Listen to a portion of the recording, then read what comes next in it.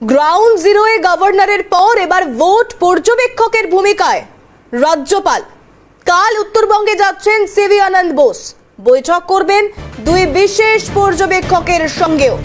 আরো বিস্তারিত এই গোটা বিষয় নিয়ে আমরা জানবার চেষ্টা করব, কারণ প্রথম দফা ভোটের আগেই কোচবিহারে যাচ্ছেন রাজ্যপাল। তা কতটা তাৎপর্যপূর্ণ, খালিদ জামাল আমাদের প্রতিনিধি রয়েছেন টেলিফোন লাইনে। খালিদ দা, আমরা দেখেছিলাম রাজ্যপাল সিভি আনন্দ বোস তিনি কিন্তু পঞ্চায়েত নির্বাচনের সময় কিন্তু বিভিন্ন জায়গা তিনি গিয়েছিলেন। এবার কিন্তু লোকসভা নির্বাচনে কিন্তু তিনি সক্রিয় হচ্ছেন, অর্থাৎ এবারও কিন্তু তাকে একেবারে পর্যবেক্ষকের ভূমিকা দেখা যাবে।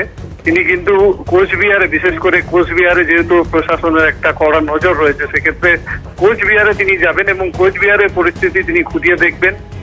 সেখানে আমরা জানি যে ইতিমধ্যে উপস্থিত রয়েছেন বিশেষ পুলিশ পর্যবেক্ষক এবং বিশেষ সাধারণ পর্যবেক্ষক, তাদের সঙ্গে বৈঠকও করবেন এবং পুলিশ প্রশাসন সহ যারা জেলা নির্বাচনী আধিকারিকরা রয়েছেন তাদের সঙ্গেও দেখা করার একটা সম্ভাবনা রয়েছে রাজ্যপাল সিভি আনন্দ বোসের। বেশ, ধন্যবাদ খালিদ দা। খালিদ জামাল আমাদের প্রতিনিধি ছিলেন আমাদের সঙ্গে টেলিফোন লাইনে।